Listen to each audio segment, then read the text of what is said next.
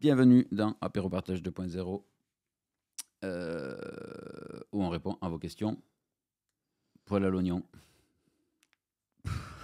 Voilà. On la refait. Non, vas-y, allez, enchaîne. Pas grave. Hein. Allez, on la Au point où refait. on en est. Bienvenue dans les Apéro Partage 2.0. Orlan, tu es prête pour une nouvelle question? Oh oui, Eric. Ah oui, c'est avec super. plaisir. Allez, c'est parti. Hop là. Oui, bonjour, apéro partage. Super pour cette initiative d'enregistrement là, d'idées. Merci, C'est merci, vachement merci. bien. Voilà, juste pour une question, quand on a une sœur compliquée à Relou. gérer, on va dire, Ouais, une sœur relou. tout le temps en dépression et égocentrée, quel est le rôle que la famille peut avoir, enfin surtout moi en fait, surtout l'autre sœur. Voilà, merci. C'est vaste. Hein? Un peu, ouais. Bon, on va essayer de le. Qu'est-ce qu'on Comment fait accompagner quelqu'un en dépression, du coup? On peut le rôle de la famille quand quelqu'un est en dépression? Ouais. On peut le résumer comme ça. Pourquoi elle parle de dépression là? Elle Oui. parle de ça, ouais, d'accord. Non, j'ai bugué sur égocentré apparemment. Oui. Eh bien, ta sœur est en dépression, donc il est normal qu'elle soit égocentrée, puisque elle a une priorité, c'est survivre. Comment accompagner quelqu'un en dépression? Vibrer. Oh, l'amour, le non-jugement et l'évidence que si tu avais eu sa vie, tu serais aussi en dépression. Ça, c'est la plus puissante aide que tu puisses lui offrir. Tout le reste, c'est des questions que se pose le mental pour trouver une solution pour que sa sœur ne souffre plus. Comme ça, je n'ai plus besoin de souffrir en la voyant souffrir. Voilà.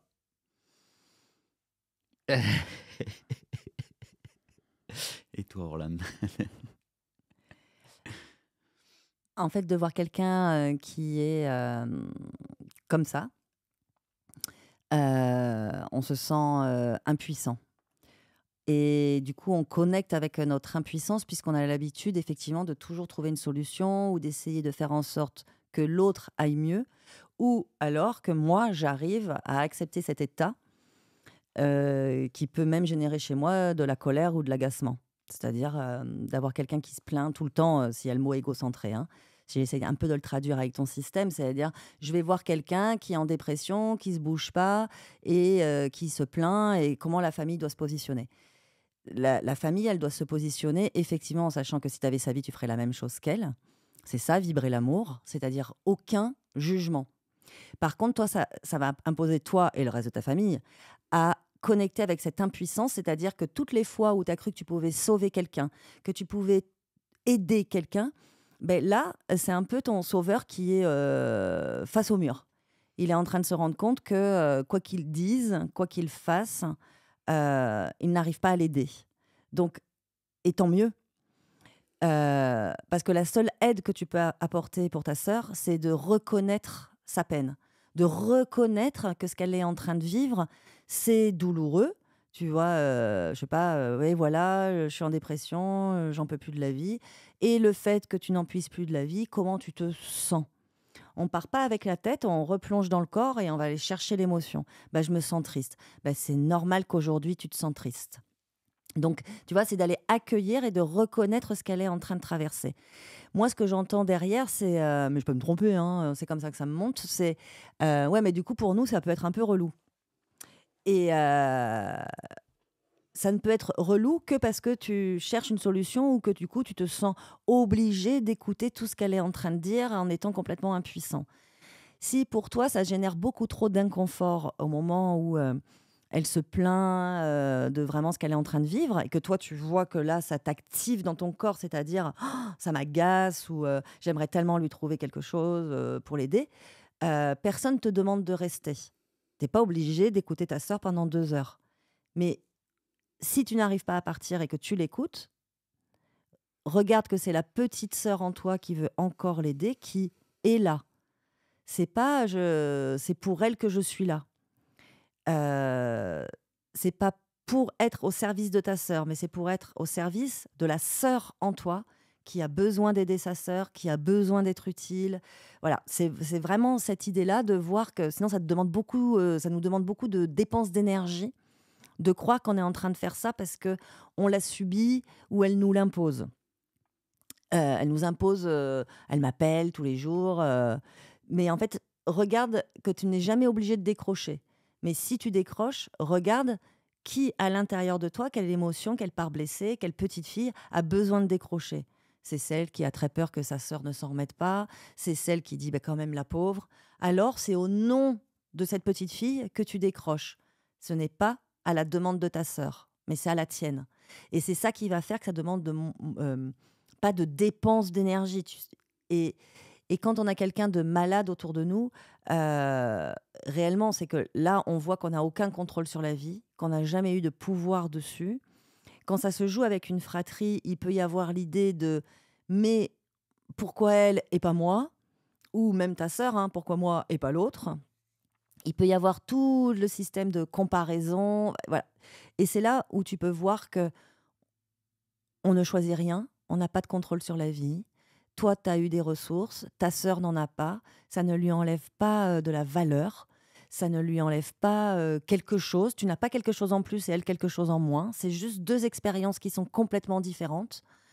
Et si chez toi, il y a de la culpabilité, poubelle, parce que c'est deux missions de vie, tu vois. C'est deux expériences qui sont différentes.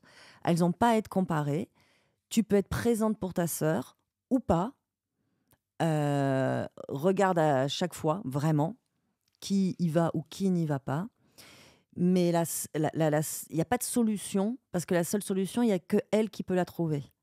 Et pour pas couper l'autre de ses ressources, on l'infantilise pas et on lui dit voilà. Et avec ça, comment tu te sens? Et du coup, que tu sois triste, qu'est-ce que tu crois faire? Bah rien. Eh ben ok. Et, euh, et c'est peut-être aussi un deuil de la sœur que tu as connue avant, qui aujourd'hui traverse une dépression parce qu'elle n'a plus de ressources, parce qu'elle a trop encaissé, parce que son système a trop pris sur lui. Donc, du coup, voilà, la cocotte pète. Tu peux avoir beaucoup d'amour envers ta sœur pour traverser ça, parce que c'est vraiment pas simple. Mais ne compare pas et ne crois pas que tu sais mieux qu'elle ce qu'elle doit faire. Explique-lui bien qu'à sa place, tu ferais exactement comme elle. Il y a que ça qui peut venir l'apaiser, parce qu'il n'y a rien de pire quand on est malade ou quand on est au fond du seau, que quelqu'un vienne nous dire voilà ce que tu devrais faire et qui a la solution pour nous. Parce qu'en plus, on a juste l'impression d'être débile. Tu vois, quand il y a quelqu'un en dépression, on dit allez, maintenant tu te lèves et tu te bouges, hein. Mais s'il pouvait le faire, il le ferait, tu vois. C'est que pour l'instant, il ne peut pas. Et vraiment, c'est une expérience quand on a quelqu'un de malade autour de nous, c'est vraiment l'expérience de connecter avec notre impuissance et de voir que là, on ne peut rien faire pour l'autre. Comme toujours et pour toujours. Mais là, là, l'ego, on a la preuve, quoi. Et j'ai tiré la carte pour toi, vu que j'ai Clairvision, j'en profite. Je ne sers à rien. Bon, alors du coup, ça renvoie un peu à ce que je viens de te dire, et ça, c'est bon. Contrat de fidélité. Donc, tu as un contrat de fidélité avec ta sœur, et tu penses que tu ne sers à rien. Et j'ai le problème vient de l'autre. Donc, je reprends ma responsabilité. Le problème inconscient, le problème vient de l'autre, c'est à cause d'elle, elle aurait pas dû, il aurait fallu, elle aurait dû faire ça. Tu vois, il y a toute une histoire, consciente ou inconsciente, hein, peut-être inconsciente, qui juge un peu inconsciemment ta sœur, va voir qui fait ça à l'intérieur de toi pour abaisser, pour vraiment voir que ça n'a rien à voir avec tout ça. C'est une expérience, elle a fait comme elle a pu, comme toi. Et voilà. Enfin, j'étais longue? Non. Pas du tout. Le petit piège qui te pend au nez, c'est d'attendre le soulagement du jour où elle sera enfin sortie de là pour commencer à revivre. Vis pour deux au lieu d'attendre que tout aille bien pour vivre. C'est vraiment hyper important pour toi. Vis. C'est pas parce qu'elle est au fond du trou que tu dois l'être aussi ou que tu dois minimiser tes expériences au niveau de la joie et de tout ça. Voilà. Ouais, très, très juste. Maître Capello. Non, pas du tout. Tu peux pas être maître Capello, t'es C'est dysorthographique. ça. Allez, une autre question. Un petit coucou de Côte d'Or. Voilà, je suis avec une personne depuis un an qui me manque vraiment, qui prend contact. Voilà. Que passe? Et j'arrive pas à quitter mon problème. C'est moi. Voilà, j'espère que vous répondrez à ma question. Merci. Alors là, mais j'ai rien Non, entendu. on n'a rien entendu. Donc on fera une petite coupure. Alors, une autre question. Oui, coucou Eric et coucou Orlan. C'est une question un petit peu que j'ai posée par écrit en fait lors du dernier Nouveau Regard, mais en fait il y Personne a n'a tellement lu. de gens qui étaient prêts à parler, donc du coup ça a été un peu zappé et pas lu en tout cas, mais ça c'est pas grave puisque du coup je vais pouvoir en parler maintenant. C'est au sujet de l'ego. Donc finalement mon ego quand je veux dans chaque situation, ou en tout cas dans beaucoup de situations, être la sauveuse, être celle qui trouve des solutions, être celle surtout qui donne du bien-être. Est-ce que finalement, c'est surtout quand je peux avoir à être très malheureuse parce que justement je n'y arrive pas ou que j'ai l'impression de ne pas y être arrivée.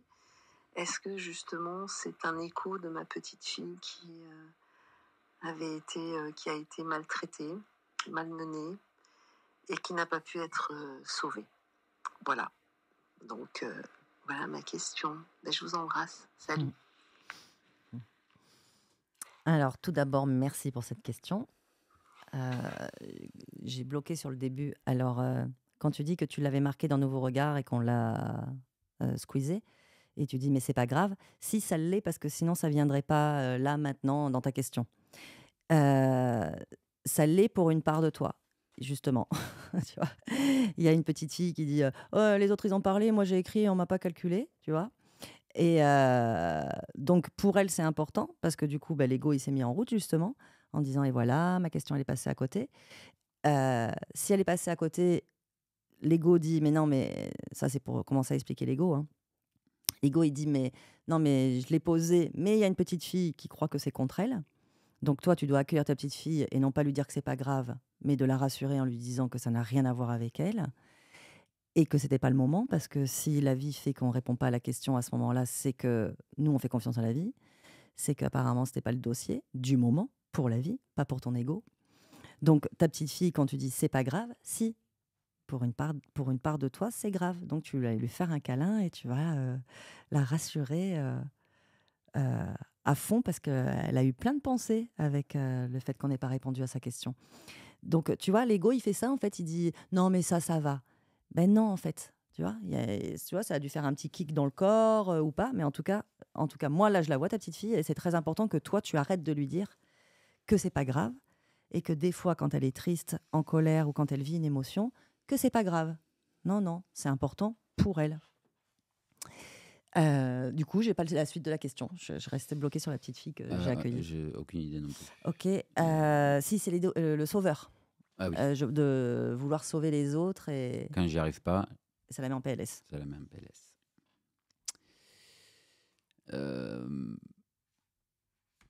La petite fille veut sauver pour être utile et être aimée.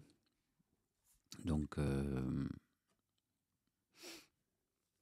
cet élan est sain et naturel parce que c'est comme ça que la petite fille croit qu'elle pourra retrouver de la valeur et de la reconnaissance.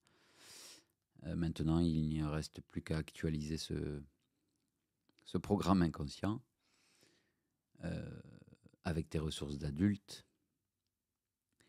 Parce qu'aujourd'hui, l'idée, c'est d'arrêter d'aller chercher de la reconnaissance à l'extérieur et de se l'offrir soi. Cette petite fille qui sort d'une expérience de totale dépendance dans l'enfance, pour elle, c'était normal qu'elle continue à chercher de la sécurité, de la reconnaissance et de la valeur.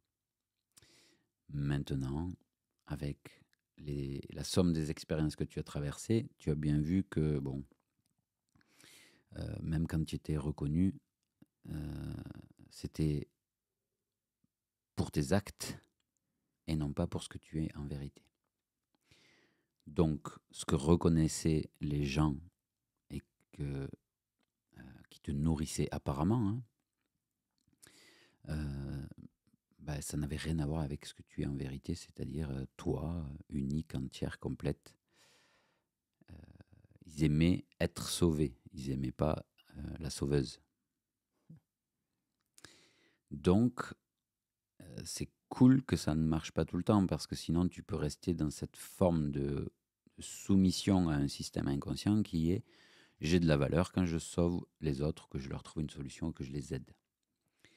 Le problème, tu le vois toi-même, c'est que des fois ça marche pas, et là il n'y a plus de reconnaissance. Donc ça te pousse bien à trouver une forme d'autonomie et d'être la personne qui se reconnaît elle-même, qui s'aime elle-même, juste parce qu'elle est elle, pas exceptionnelle, bof, juste un humain simple qui traverse le chemin de la vie, comme nous tous. Hein. Il n'y a pas de gens exceptionnels. Il y a la vie qui passe à travers nous.